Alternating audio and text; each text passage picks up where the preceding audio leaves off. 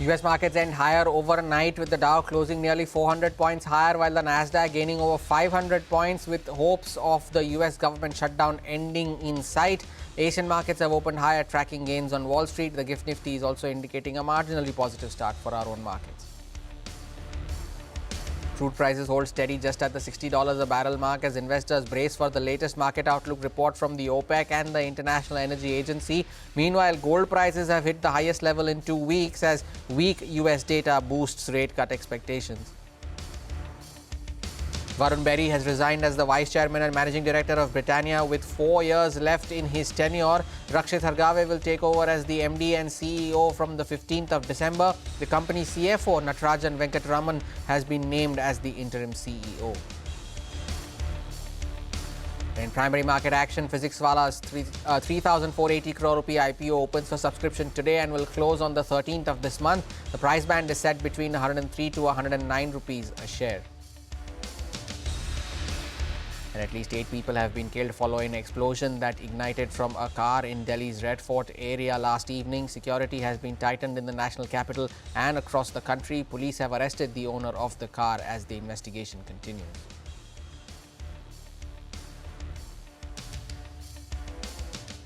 Good morning. You're with us here on CNBC TV 18. You're watching Power Breakfast. I'm Hormuz Fatakia and in the Mumbai News Center. Let's first take a look at how the Asian markets have started off this morning and taking cue from how Wall Street ended last night. The Asian markets are also extending those gains. The Hang Seng, well, trading with modest gains of around 0.3%, but the Taiwanese index, though, is trading with healthy gains of almost close to 1% now.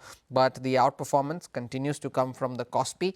The index is up well over 2% in today's session as well. The index was up 2% in yesterday's trade as well. The Nikkei trading with gains of close to 0.6%.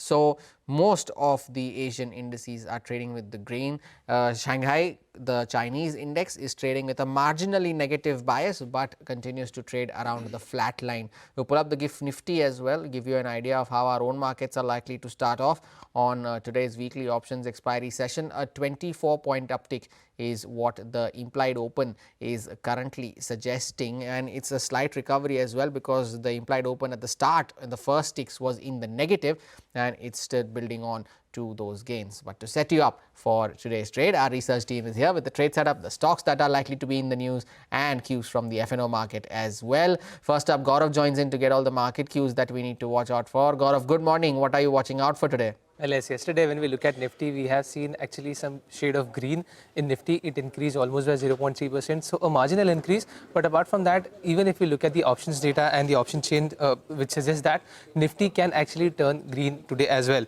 So if we look at the support level, 25,500 will act as a support, and at the same time resistance will be seen somewhere in the range of 25,700 for Nifty.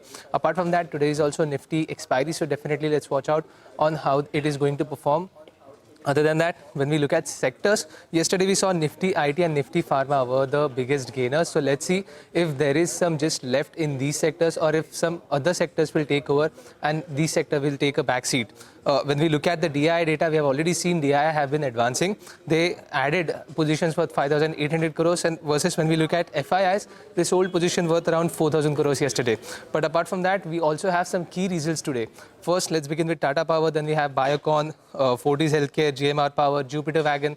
All of these numbers, all of these companies actually react on the numbers. When we look at National Fertilizers, Rides, Thermax, all these companies will report their results today. Apart from that, from the IPO space, we have Pine Labs IPO. Today is the last day for subscription. Remember, this IPO is still struggling to get that fully subscription mark. And at the same time, PhysicsWallah IPO will also begin today. From the Asian markets, we've already seen some green signs. US market is not showing any strong signs as so far. And when we look at GIFT Nifty, it indicates some kind of shade of green in the opening today.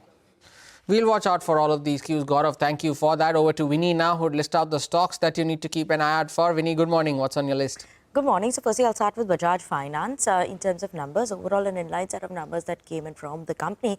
But the concern that comes in is the management has cut the AUM growth guidance from 24 to 25% to 22 to 23%. NII is 22% growth, gross NP at 1.24%. So a bit of a deterioration that we've seen in the asset quality. Keep an eye on that because the net NPA is also at 0.60% versus 0.5% last quarter. Bajaj Consumers, on the other hand, good set of numbers, strong performance that's coming from the company. Whether you look at the revenue growth, strong growth of around 13%, profit growth of 33%, and margins have seen a very strong expansion as well, 17.8% versus just 13.9%, almost near a 16-quarter high in terms of the margins. Bangladesh revenue also has managed to see a decent amount of pickup there as well, high single-digit revenue growth in terms of the Bangladesh side of business as well. Good performance there. Now, Gopal Snacks, on the other hand, a weak set of numbers. Revenue seen a decline of almost 7%. Profits are down for the company as well, and margins have seen a sharp contraction of more than 500 basis points. So let's watch out for that one. Sirma SGS, revenue growth good over there, 38% revenue growth. Margins have seen an expansion, so operating performance has been very good as well, and profitability also seeing a very, very strong and sharp jump up there. Sula Vineyards, on the other hand, again a bit of a muted performance that's coming from the company. Revenue is down almost 1%, profits of the company are down by 58%, and margins also have seen a sharp contraction of around more than 500 basis points. Gujarat Gas, weak performance there as well. Profits are down, revenues are down as well, and margins also have seen a contraction. Vodafone Idea, largely in line, but that is mostly reacting to what the government does. But margins 41.9%, they've remained flattish on a quarter-on-quarter basis. Growth in terms of revenue at 1.6%. And Britannia is another one we're keeping an eye out on. Varun Berry has resigned as the MD and CEO with effect from November 10th, so keep an eye out on that one. And Rakshit will take over as the MD and CEO with effect from 15th of December. Tata Motors, also keep an eye out on that. Listing date for Tata Motors CV is going to be 12th of November. Vinny, thank you for sharing all of those stocks with us. Lastly, Sudarshan joins in with cues from the F&O space. Sudarshan, good morning. Came off the highs in yesterday's trading session, but what is the F&O data indicating? So today it's a weekly expiry day. We might see a bit of volatility, but as far as options data or F&O data is concerned, it's indicating that we might have another day of positive move.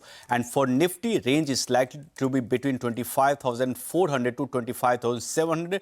Global cues are also looking largely positive. We have seen a big move in on the Wall Street. All the frontline indices had seen a big move. Nasdaq had moved higher by almost as much as 300 points. And now also there is a positive commentary coming in from US President Donald Trump, who has talked about India trade deal and saying that we are very close to the deal. Let's see what happens over the next few weeks. As far as the flows are concerned, yesterday also we have seen that FI is selling more than rupees 4,000 crore, while DI is on the buy side. Yesterday also they have bought almost 6,000 crore. In the index futures too, FIs have sold almost 1,000 crore, and they have added more short positions, but the quantum was less than the previous day. Yesterday it was almost 14,000 contracts. Yesterday just around it was 5,000 contracts. From the options data, 25,650 call has seen an increase in the premium, while on the put side, 25,500 put has seen a fall in the premium from the level of 73 to the level around 20.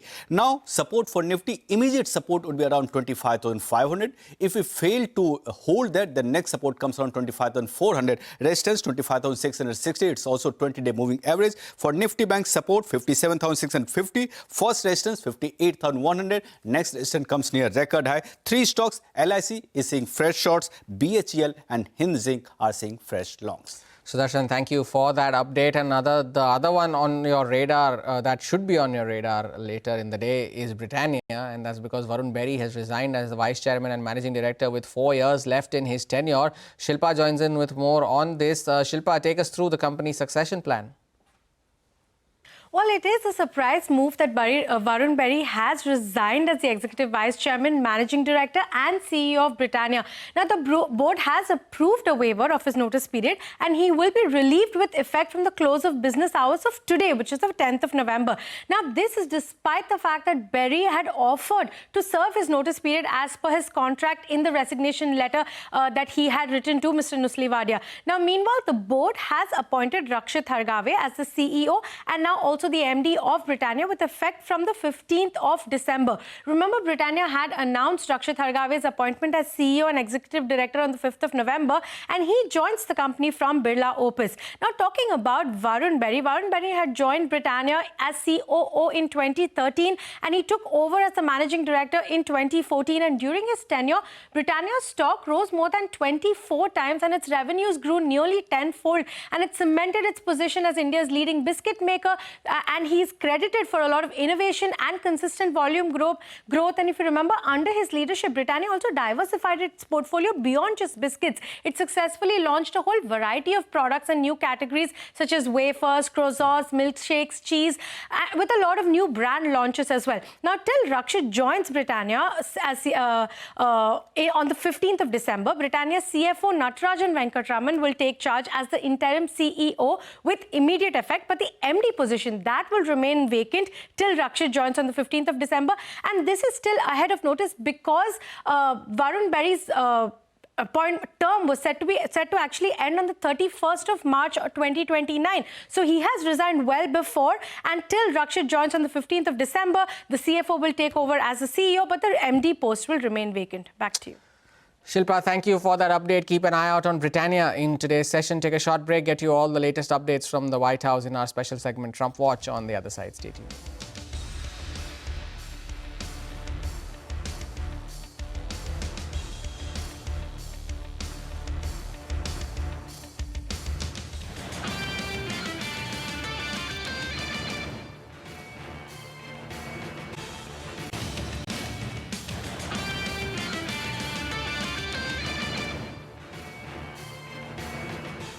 Welcome back. Now getting you the latest on Donald Trump related developments. Dia joins in for our special segment, Trump Watch. US President Donald Trump says Washington is pretty close to finalizing a trade deal with India. He added that the US would at some point look at reducing tariffs on Indian goods, calling the potential deal good for everybody. Listen in.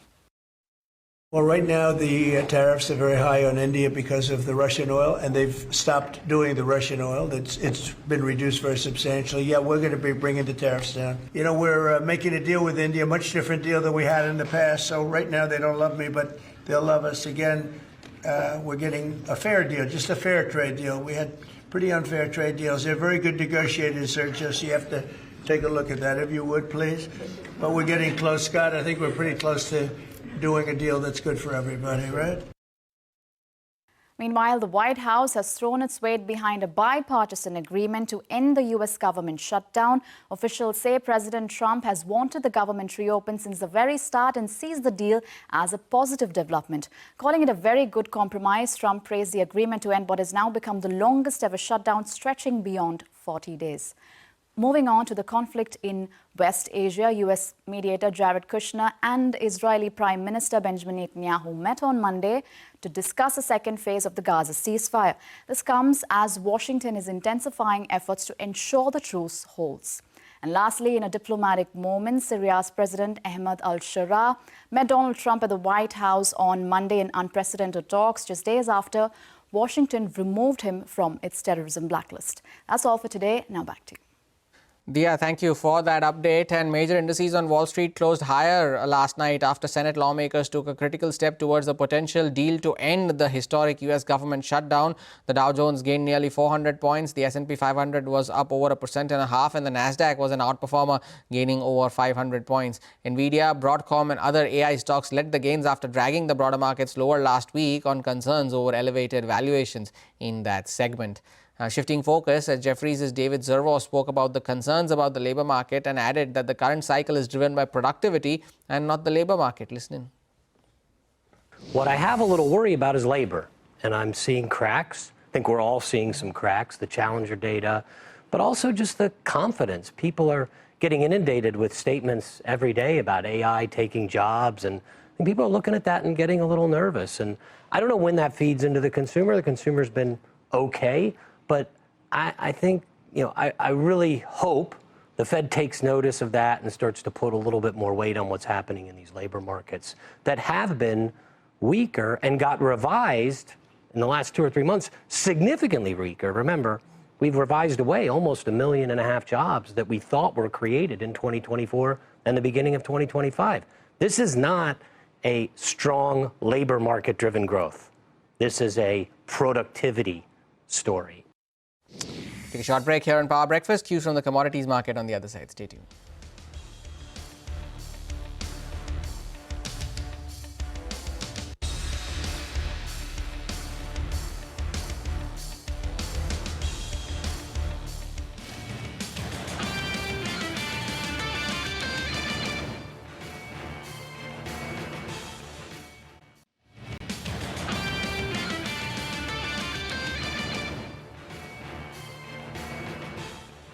Welcome back, and now moving on to the latest from the news from the heart of Delhi. At least 8 people have been killed in a car explosion near the Red Fort. While it is not yet clear what caused the explosion, security has been stepped up across Delhi and other parts of the country, which remain on high alert. Home Minister Amit Shah has promised an in-depth probe into the incident, and Prime Minister Narendra Modi and the President Draupadi Murmu have expressed grief over the loss of lives. Abhimanyu is joining us now for more details on the same. Abhimanyu, tell us, what are you picking up as the latest update?